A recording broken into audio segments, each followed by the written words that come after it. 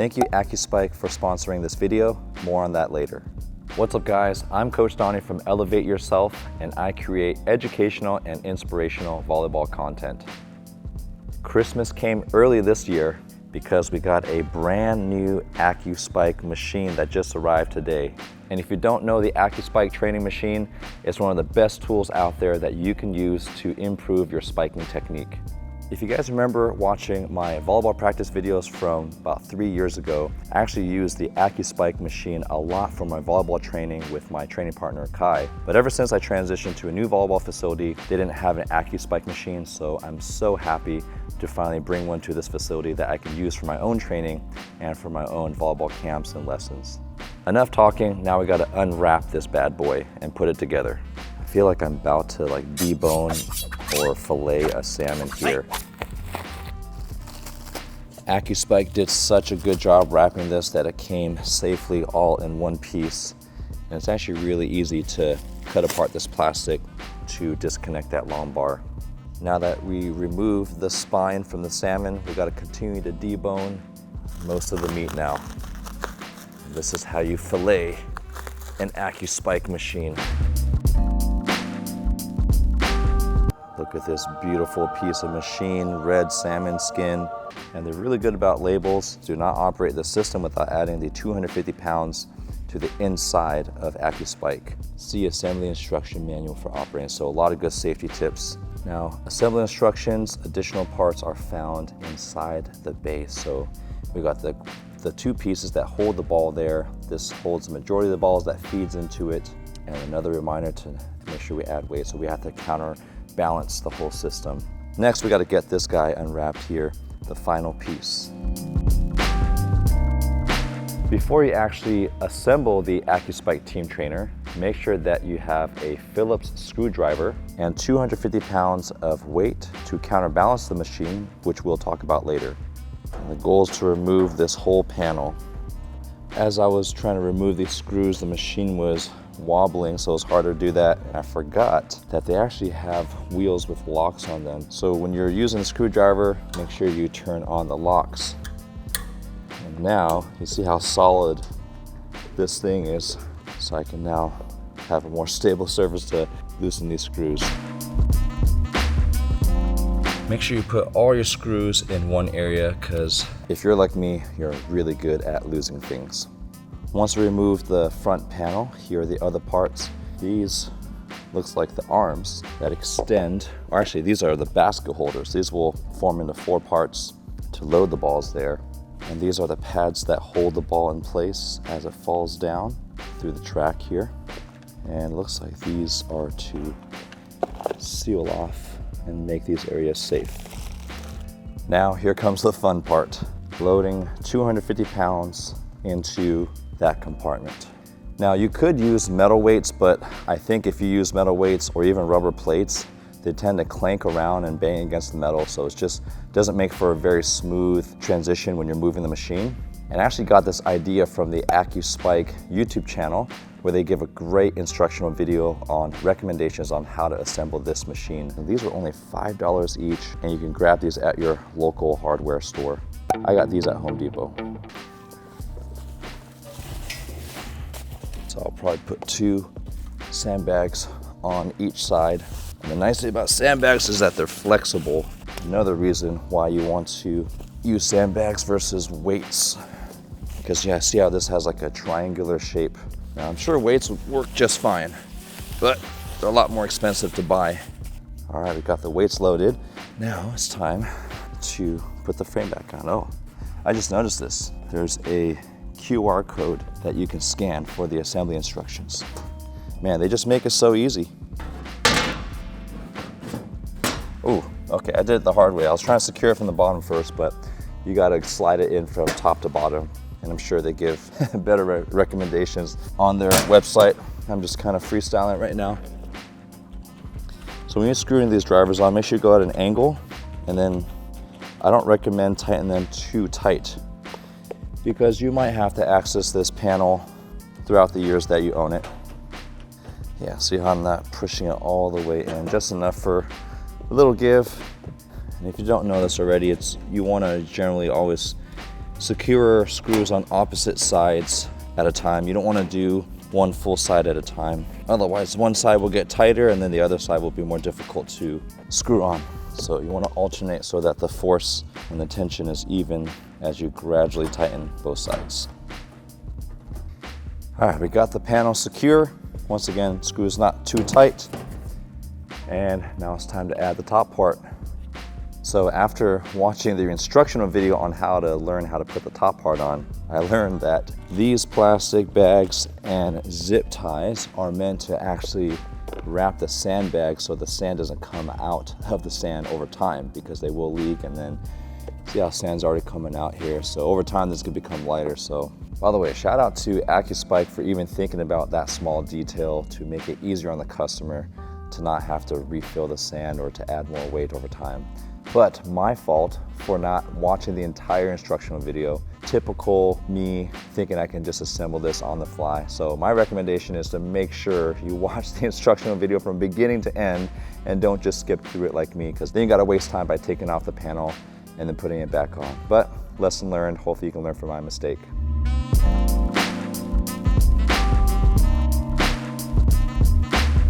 Got all the bags secured, and I want you guys to learn from my mistake. Look at all the sand that already started leaking out. Imagine if this went unchecked for a couple months. Tons of sand would have gone all over the gym floor, made it dusty for the players, and would have been lighter and lighter without even knowing, and then this could have fallen and hurt somebody. So lesson learned, read the instruction manual before you assemble it. For these, this is the only area where sand could hypothetically leak out, even though I secure the zip tie pretty tight. So I recommend tucking this under so it won't come forward, and then these other ones, point it upward and secure it against the wall so it can't leak out there. So no sand leaking at all. Now we got to put the panel back. If you're enjoying this video, please like, subscribe, and turn on notifications so you never miss a new video.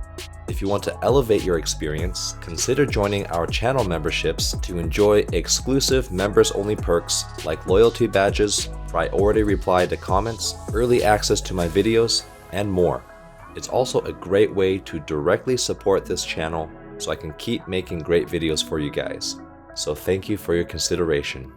Just to show that I learned from my mistake, I'm going to watch the segment where they attach the top part. This next process requires 2 people. Now, I don't have anyone right now, but I'm gonna take a risk, and this is full disclaimer. AcuSpike says to use 2 people. I recommend to use 2 people. So if you get injured during this part, do not sue them or us, because they put that information out there, but I'm gonna choose to do it with 1 person because I'm the only one here at the gym right now. Now it's time to put these rectangular plugs in. Just takes a couple seconds. We're only 2 steps away from finalizing the AcuSpike Team Trainer, and I can't wait to use it. I'm just getting too excited at this moment, but I know I still have to assemble the catcher and the release mechanism here. By the way, this catcher is made of really durable material. I've used a lot of ball cards and ball bags in my life, and when I feel this, I know things are not going to wear down. So really good quality from AcuSpike. So from what I remember from the video, they should all be fanning in one direction. All right, last step is you got to put the pin in one of these to lock in the basket. Last step is to secure this guy here for one of the stationary ball holders, and then the next one to this, so it's the flexible one that can catch it.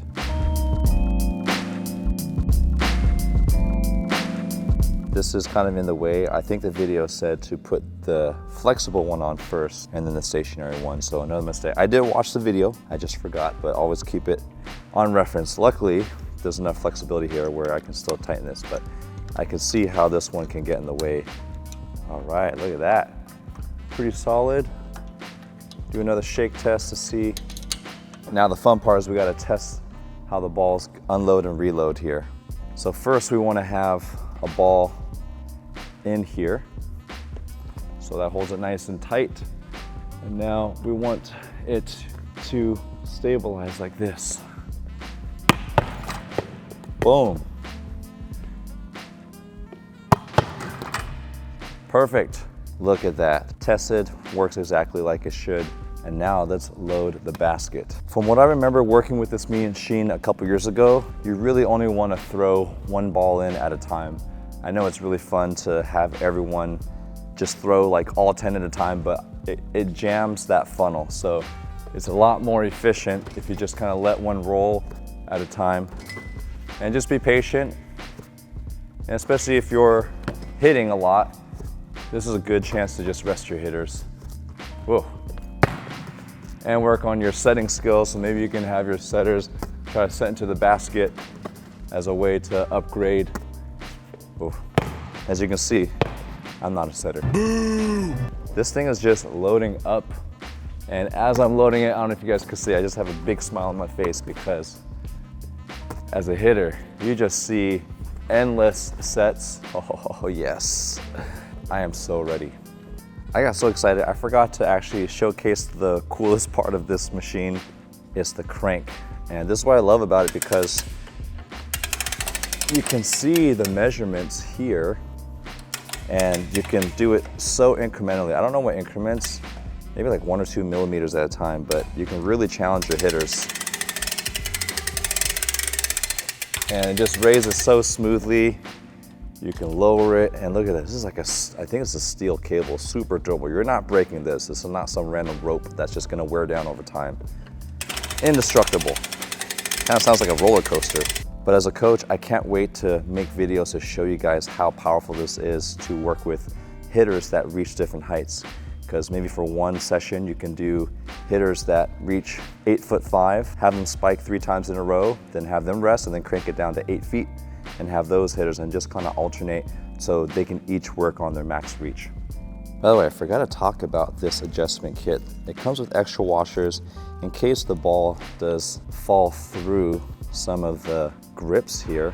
You can put the washers at the top of those nuts and it makes it a little bit tighter for balls that are smaller. So that's another great tool. And I just love how like detailed and thoughtful AcuSpike is with the instructions and giving you multiple options to make sure that coaches and players have a good experience with their machine.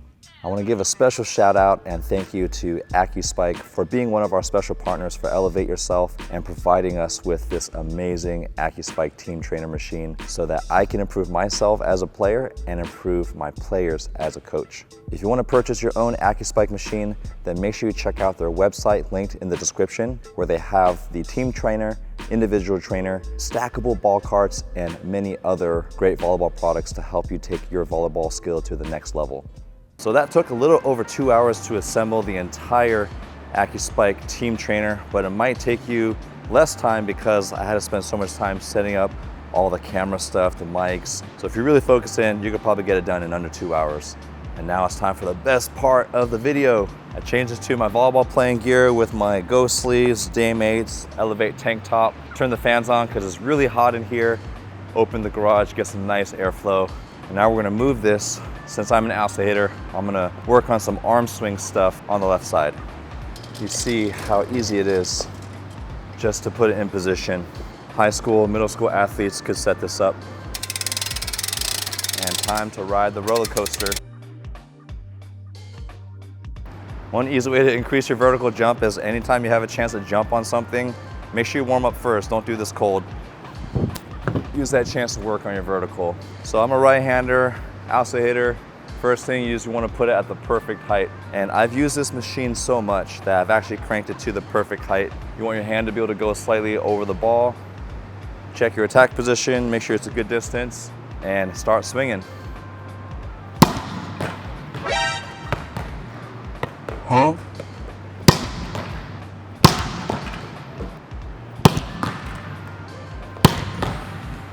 So up there I got greedy. You see how the balls are kind of jammed in there. If that happens, just make sure you put one ball in at a time. So you saw how some of the balls slipped through, so I think I actually might have to install the washers. Luckily they have a separate instruction manual on how to do that. So you can do a thin washer, and if it still slips through, then you can add the thick washer and the thin washer there. All right, let's see if just the thick washer is enough. Time to go village status with the broom. I advise keeping a stick with you so you can just let each ball kind of roll through. Let's see if it sticks. Okay, Perfect. yeah, a little firmer. Smells like Fabulosa. Huh? Maybe one more. I might get a little greedy and just add, okay, I think that's probably the max, and it'll start clogging. All right, now's the fun part. I'm gonna jump and hit it. Now this is my first round spiking. The first couple are always rough. For me, I'm 39 years old, it takes me a while to get warmed up, but at least when you have a stationary target, it gives you a reach to aim at consistently and lets you know how you're jumping. Let's see how this first one goes. Ooh, okay, not bad. I'm actually ready to crank it. I want to get used to hitting sets that are all the way to the pin. All right, I think I put it up like maybe 2 or 3 inches. We'll see. Oh, okay. That's close to my max. I feel like I kind of waffle, so we'll hang out here to see if I can get this. If not, I might have to lower it. Another waffle. Maybe I gotta lower it 2 notches until I get warmer. Okay, that contact felt better. I usually like to do about 4 spikes, 3 or 4 spikes in a row. Yeah, that felt a lot better. And I'll use this time to get water or maybe shag those 4 balls to force myself to rest. That's what I'm gonna do now. All right, I feel pretty good.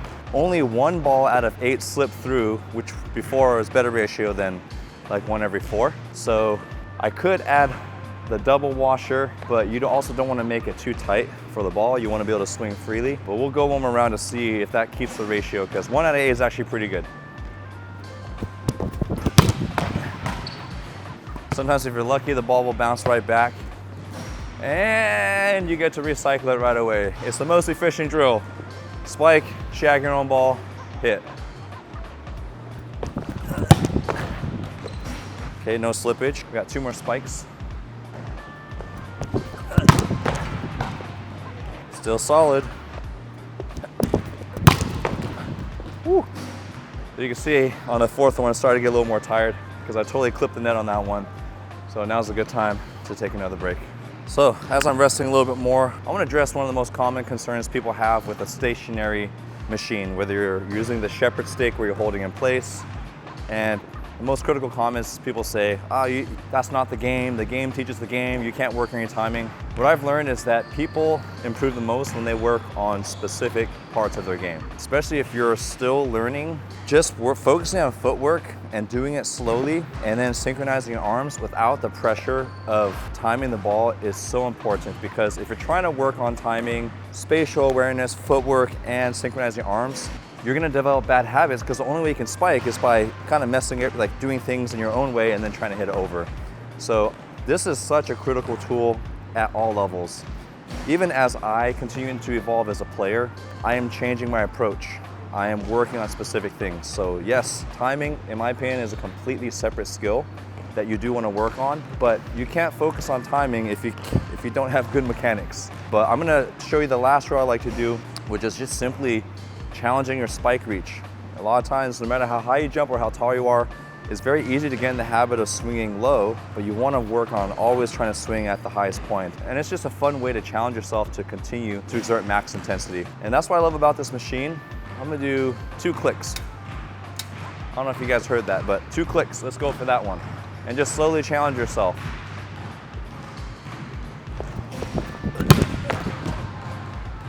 All right, actually that one still felt a little too easy. Let's try 3 clicks. 2, 3. So that one I felt like I was really on top of the ball. I think I could reach even higher right now. Let's go 2 more.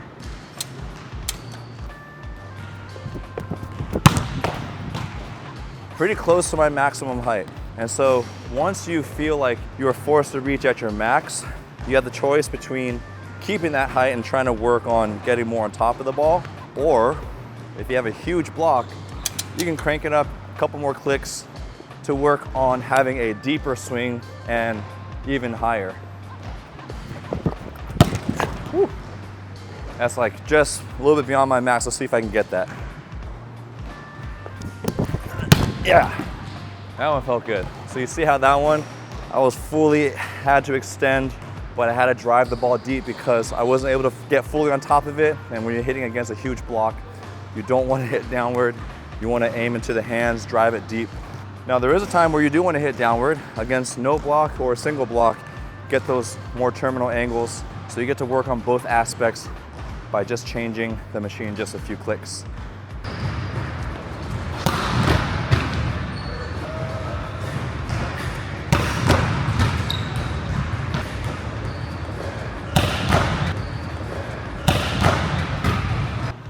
The AcuSpike is something I definitely recommend. I've been playing volleyball for 20 years and I'm still trying to tweak certain parts of my arm swing and my approach, and it's just a huge relief to just focus on my spiking footwork and my arm swing and my ball placement. Once I get that dialed in, then I'll have an actual setter set me so I don't have to worry about the technique and just focus on the timing and executing on the court. The next video I'm going to make for AcuSpike is all the different drills that you can do with this amazing team trainer machine. So make sure you check out the AcuSpike website if you want to purchase your own team trainer, and they also have a bunch of other great training tools that you can use to take your volleyball to the next level.